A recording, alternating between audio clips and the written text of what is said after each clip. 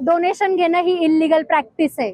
जर लीगल असती तर लोकांनी आमने सामने व्यवहार केले असते। लाडकी बहीण म्हणून 75% वाल्यांनी घरी बसून भांडी घासावी का? माझे पर्सेंटेज मध्ये काहीही चूक नव्हती। मला फालतूचं कारण दिलं, मला फालतूच्या कारणावरून मला सांगितलं माझं ऍडमिशन होणार नाही। सर, पहिली मागणी आमची अशी आहे की सिंहगड कॉलेजचे जे प्राध्यापक आहेत नितीन भंडारी आणि शिल्पा गायकवाड यांना निलंबित करा, जेणेकरून असा पुढे प्रकार घडणार नाही। माझ्यासोबत जे झालंय ते बाकीच्या विद्यार्थ्यांसोबत होऊ नये। सर्व जे प्राध्यापक असे हुल्लडबाजी करतात त्यांना चांगला चोप बसावा, जेणेकरून महाराष्ट्र गव्हर्नमेंटने असं उदाहरण सेट करावं। दुसरी मागणी आमची अशी आहे की तुम्ही जो 5वा राऊंड सीएटी सेलने आम्हाला दिलाय तर 5व्या राऊंड सोबत जागा सुद्धा द्यावी। 4थ्या राऊंड मध्येच तुम्ही मॅनेजमेंटचे सीट भरलेले आहेत, मग आम्ही 5व्या राऊंडचं काय करावं? 5व्या राऊंड मध्ये फक्त आम्ही फॉर्म भरून घरी बसायचं? लाडकी बहीण म्हणून 75% वाल्यांनी घरी बसून भांडी घासावी का? तुम्ही आम्हाला जागा सुद्धा द्याव्यात। 5वा राऊंड देताय तर जागा सुद्धा द्या। तिसरा आणि सगळ्यात महत्वाचा मुद्दा म्हणजे आम्ही डोनेशन भरण्याच्या अवस्थेत नाही। 10% श्रीमंत माणसांचा विचार करून 90% जे शेतकरी आदिवासी जे घटक आहेत त्यांना डावलून चालणार नाही। तुम्ही फ्री शिक्षणाची तरतूद करा, आम्हाला ऍडमिशन घ्यायचंय, आमचा हा मूलभूत अधिकार आहे। तुम्ही आमच्याकडून डोनेशन मागू शकत नाही आणि जे जे कॉलेज डोनेशन मागतात त्यांच्यावरती महाराष्ट्र गव्हर्नमेंटने कायदेशीर कारवाई करावी।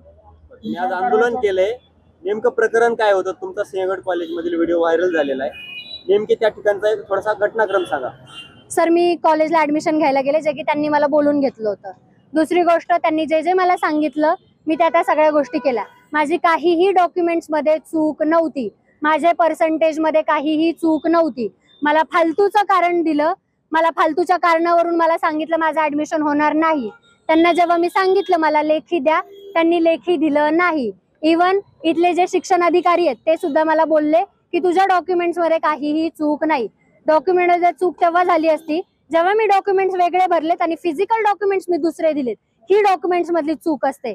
कन्व्हर्जन लेटरला डॉक्युमेंटचा दर्जा नाहीये। कन्व्हर्जन लेटर हे हाताने मी भरून दिलेलं आहे, जे की मी क्लेम करते की मी ग्रॅज्युएशनला एवढे पर्सेंटेज क्लेम करते आणि सीएटी सेलचे जे मार्क्स असतात त्याच्यावरून तुम्हाला लॉ कॉलेजला ऍडमिशन भेटतं, ना की तुमच्या ग्रॅज्युएशनच्या मार्क्स वरून। सगळ्यात महत्वाचा मुद्दा हे विद्यार्थ्यांसाठी सांगते, कन्व्हर्जन लेटर डॉक्युमेंट नाही। आणि एखादं कॉलेज जर तुम्हाला सांगते की तुझ्या ह्या डॉक्युमेंट्स मध्ये चूक आहे, सीएटी सेलने आमचे डॉक्युमेंट्स व्हेरीफाय करूनच आम्हाला 4 राऊंडला अपियर केले। आणि जर तुम्ही असं म्हणत असाल की सीएटी सेल कुणाचे पण डॉक्युमेंट्स व्हेरीफाय करतं, मग मी उद्या माझा मृत्यूपत्राचा दाखला तिथं भरला तर सीएटी सेल त्याला व्हेरीफाय करेल का? याचं उत्तर सरकारनी, सीएटी सेलनी आणि कॉलेजेसने मला द्यावं। सीएटी सेल कुणाचेही डॉक्युमेंट्स व्हेरीफाय करत नाही, प्रॉपर व्हेरिफिकेशन येऊनच तुम्हाला तिथं बसवलं जातं, तुमचे राऊंड्सला अपियर केलं जातं। फालतूचे कारण देऊन तुम्ही प्रस्थापित आहे, तुमच्यावरती कुणी हात टाकणार नाही, अमुक नेत्याचं कॉलेज आहे, ह्या भ्रमात राहू नका। आम्ही विद्यार्थी आहोत, आंदोलन करण्याचा अधिकार संविधानाने आम्हाला दिलेला आहे, ही न्याय व्यवस्था आमच्यासाठी आहे। गव्हर्नमेंट जर आमच्या बाजूनी अधिकार देत नसेल किंवा निर्णय देत नसेल तर गव्हर्नमेंटनी सरळ सांगावं की आम्ही डोनेशन एक्सेप्ट करतोय, असा GR काढावा की हा डोनेशन घेणं लीगल आहे। आता किती विद्यार्थ्यांचा हा प्रश्न आहे? आंदोलनात किती विद्यार्थी सहभागी झाले? सर, मला तुम्हाला जेवढं आता दिसत असेल हे सगळ्यांचाच प्रॉब्लेम आहे। काही लोक लांबून येतात, ते तर अजून आले सुद्धा नाहीयेत, गाड्यांमध्येच आहे। आज ट्रॅफिक मध्ये काहीतरी थांबलेले, पण कॉल्स वरती कंटिन्यू माझ्या सोबत आहे, व्हिडिओ कॉल वरती कंटिन्यू माझ्या सोबत आहे। बुलढाणा, उस्मानाबाद, कुठून वर्धावरून मॅम आलेले आहेत, नागपूर म्हणजे इथून 1000 किलोमीटर वरून मॅम इथं आलेले आहेत, सांगोल्यावरून आले, जळगाव वरून आलेले आहेत, बुलढाण्यावरून आलेले आहेत। हे बघा, मी सगळ्यांसाठी इथे लढतीये, भले तुम्ही माझी साथ द्या नका देऊ, मी तुमच्यासाठी कायम लढत राहणार आहे। मी माझ्या एकटीसाठी जरी लढले त्याचा फायदा सगळ्या विद्यार्थ्यांना होणार आहे। डोनेशनच्या नावावर जे भ्रष्टाचार चालू आहे त्याच्याबद्दल तुम्ही काय सांगणार? सर, पहिली गोष्ट, डोनेशन घेणं ही इल्लीगल प्रॅक्टिस आहे। जर लीगल असती तर लोकांनी आमने सामने व्यवहार केले असते। तुम्ही डोनेशन कधी देऊ शकता? जर एखाद्या संस्थेला मदत करायची, त्या विद्यार्थ्यांना पुस्तकं, वही, दप्तर काय असेल ते तुम्ही जेव्हा देता ते डोनेशन एक्सेप्टेबल असतं। सीट होल्ड करण्यासाठी डोनेशन इल्लीगल प्रोसेस आहे। लोक नॉर्मली म्हणून जातात तुझं ऍडमिशन झालं का, तर आपण म्हणतो की हा डोनेशन देऊन माझं ऍडमिशन झालं, आज लाखोंनी डोनेशन मागताय, उद्या कोट्यांच्या घरांमध्ये डोनेशन मागतील. ही सवय सरकारला लावू नका किंवा कुठल्याही कॉलेजला ही सवय लावू नका. सिंहगड कॉलेजने तुमच्याकडून कितीचं डोनेशन मागितलं होतं? त्यांनी मला आकडा नाही, फक्त ते मला बोलले, त्या व्हिडिओ मध्ये पण आहे, ते मला म्हणतात तुला जर एवढंच ऍडमिशन पाहिजे तर डोनेशन भर. तुमच्या फेसबुक लाईव्हवर दिसलं होतं की 3 लाख का 2 लाख जसं आकडा सांगत होता, त्या आकड्याबद्दल तुम्ही काय सांगणार? ते त्यांनी बाकीचे जे स्टुडंट आहेत माझ्या आधी आलेले, आणि हे त्यांचेच वाक्य आहेत की 3-3 लाख रुपयामध्ये सीट जातात, हे त्यांचे वाक्य जे मी त्यांना सांगत होते की तुम्ही मला आधी आले तेव्हा असं म्हटले होते, म्हणजे तुम्ही विद्यार्थ्यांचा सौदा करताय, तुम्ही आमच्या भवितव्याशी खेळ करताय.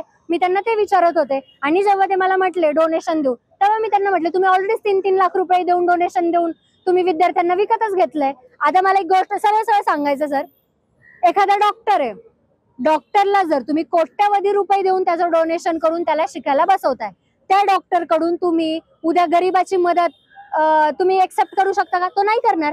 अहो, कारण त्यांनी कोट्यावधी रुपये त्याच्या शिक्षणासाठी भरलाय.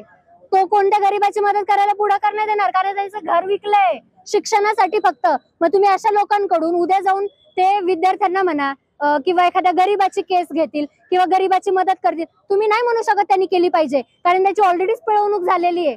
तो ऑलरेडी फर्स्ट रेट आहे. करोडोंच्या घरांमध्ये तुम्ही आमच्याकडून डोनेशन मागताय, तर तुम्ही उद्या देश सेवेची आमच्याकडून मागणी करताय. आम्हाला देशासाठी जीव द्यायचा आहे, देशासाठी सेवा करायची. प्रस्थापितांच्या हातवानी पिळवणूक होऊन आम्ही मरणार नाही. आम्ही आंदोलनात मरणं पसंत करू. शेवटचा पडाव काय राहणार म्हणजे? सर, जर आमच्या मागण्या आता पूर्ण झाल्या नाही तर मी अमरण उपोषणावरती जाणार. तुम्ही फ्री एज्युकेशन द्या, तुम्ही आम्हाला सीट अवेलेबल करून द्या. जसा तुम्ही 5वा राऊंड दिलाय, 5व्या राऊंड मध्ये एकही सीट नाहीये. तुम्ही आमची समजूत काढू नका. तुम्ही आम्हाला सांगू नका चॉकलेट देतोय फक्त दाखवताय, नका द्या. जसं की तुम्ही डॉक्टरचे हॉस्पिटल ओपन केलेत, तिथे जायचं पण तुम्ही इलाज करून घ्यायचा नाही. अशा फालतूच्या गोष्टी करू नका. आमची मदत करा. सरकारच्या विरोधात आम्ही नाहीये. आम्ही सरकारकडे हात जोडून विनंती करतोय, आमचे वर्ष वाया जाऊ देऊ नका. आम्ही तुमच्याकडे आशेने बघतोय. आमची जबाबदारी आहे तुमच्याकडे, शासनाची आमची जबाबदारी आम्ही शासनावरती सोडतोय. आम्ही न्याय मागतोय. आम्ही सरकारच्या विरोधात बोलत नाहीये, पण आमच्यावरती जो अन्याय चाललाय त्याच्यासाठी तुम्ही आमची मदत केली पाहिजे. कॉलेजने याच्यावरती कारवाई करण्याचं सांगितलेलं आहे, केली का कारवाई? नाही, सिंहगड कॉलेजने माझ्यावरती काही कारवाई केली नाही, माझ्यापर्यंत आलेलंही नाहीये. आणि जर त्यांना माझ्यावरती कारवाई करायची असेल, मी तयार आहे कारवाईला. कोर्टामध्ये जाण्यासाठी तयार आहे. माझ्याकडे सगळे पुरावे आहेत. माझ्याकडे कॉल रेकॉर्डिंग वगैरे सगळे आहेत की मला कुणाचा फोन आला होता, त्यांनी स्वतः मला बोलून घेतले, मी गेली नव्हती. त्यांनी मला मेल केले होते तुम्ही या म्हणून. मी कुठल्याही चुकीत असेल, मी चुकीमध्ये जर दिसले, मी माफी मागायला तयार आहे. पण जर तुम्हाला माझ्यावरती कायदेशीर कारवाई करायची, मी त्यासाठी तयार आहे. किती संघटनाचा तुम्हाला प्रतिसाद भेटला आतापर्यंत? काय किती संघटनाचा प्रतिसाद भेटला आपल्याला? कुठलीही संघटना याच्यामध्ये आलेली नाहीये. हे प्रॉपर विद्यार्थ्यांचं आंदोलन आहे. संघटनांचा सपोर्ट मी घेऊन इथं आलेली नाहीये सर. मला संघटनांशी काही घेणं देणं पण नाही. माझा डायरेक्ट फेस टू फेस सरकारला माझा प्रश्न आहे. मी तुमच्याकडे न्याय मागण्यासाठी येते. हात पसरून आम्ही न्याय मागतोय. मी विद्यार्थी म्हणून आलेले. बाबासाहेब, शाहू फुले, आंबेडकर या विचारांवरती चाललेला हा समाज आहे. हा कुठल्या जातीसाठी आंदोलन चालू नाहीये. समस्त जे युवा आहेत, जे विद्यार्थी आहेत, त्यांच्यासाठी हे आंदोलन चालू आहे.